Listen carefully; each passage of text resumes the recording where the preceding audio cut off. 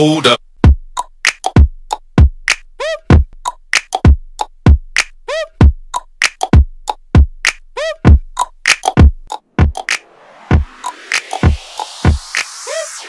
What's up guys? Welcome back again to my YouTube channel!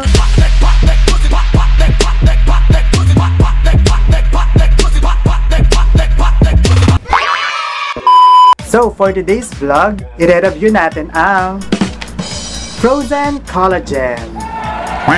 Sasabihin ko sa inyo yung difference ng fake Frozen Collagen at ng authentic Frozen Collagen. And isi-share ko din sa inyo yung aking personal experience sa pag-inom ko nitong fake and original Frozen Collagen. At sasabihin ko sa inyo kung saan makakabili ng authentic, legit na Frozen Collagen sa Shopee na alam ko na pinakamura, as in murang-mura. So, if you want to know it, just keep on watching.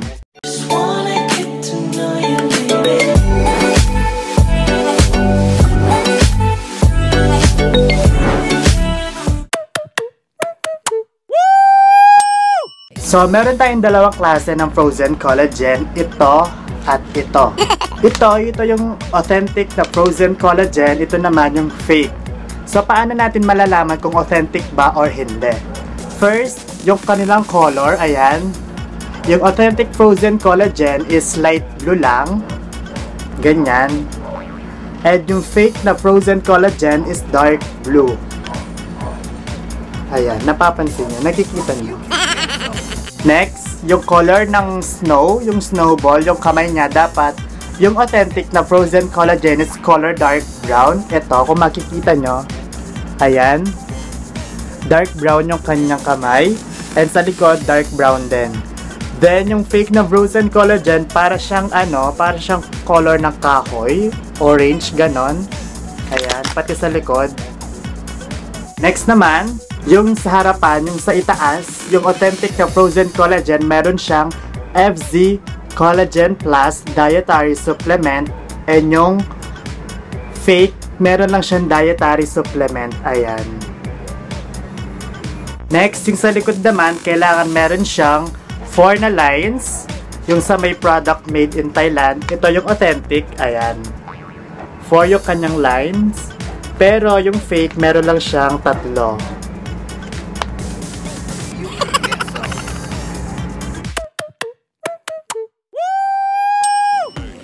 So, ayan, pagbukas mo pa lang sa ating Frozen Collagen, yan ang una mong makikita.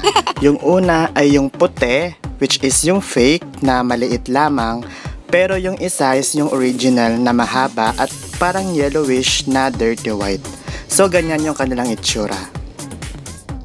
Next naman ay yung mismong capsules ng Frozen Collagen. Yung fake is color niya is dirty white na parang yellowish, pero yung original is pure white, puting-puti. So makikita talaga yung difference dyan. At yan ang laman ng mismong capsule. So baligtad na baligtad sila. Yung fake kanina, yung capsule niya is dirty white, pero yung laman niya ay pure white. Pero yung original naman, ayan, pure white kanina sa labas, pero yung mismong laman niya ay yellowish na parang dirty white. So dyan talaga makikita ulit natin yung difference ng original at fake na collagen. So, let's do the betadine test. Ayan, nalagyan na natin ng betadine ang water, 2 baso na may water, at titignan natin kung malilinis ba ng Frozen Collagen ng original at ng fake. So yan, mag-start tayo sa ating authentic na Frozen Collagen. Ayan, ibubuhos na natin sa ating baso na may water na may betadine, at tignan natin kung malilinis nga ba. And ihalo natin para makita natin. Ayan, ang linis, ang linaw. So it's authentic. Pasado siya sa ating betadine test.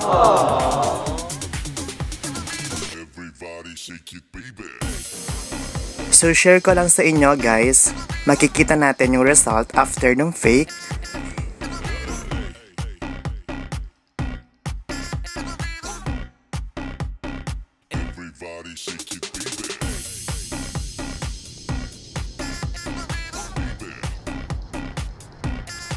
So ayan, ibubuhos na natin yung fake na frozen collagen, yung laman niya. At titignan natin kung malilinis nga ba. And ihalo natin. And see, di ba? Walang difference sa ating betadine test. So whether it's authentic or fake, malilinis at malilinis yan. Pasadong pasado sa ating betadine test. Few moments later. So, isa-share ko naman sa inyo yung aking personal experience sa pagtitake ko ng frozen collagen. Una tayo dito sa fake. Itong fake, nakadalawang ganito ako. Nung first month ko pa lang, parang walang effect. Wala akong nakikitang effect. Parang ang bagal-bagal. Pero nung nagpangalawa ako, nung nag-order ako ulit, dun ko nakita yung result.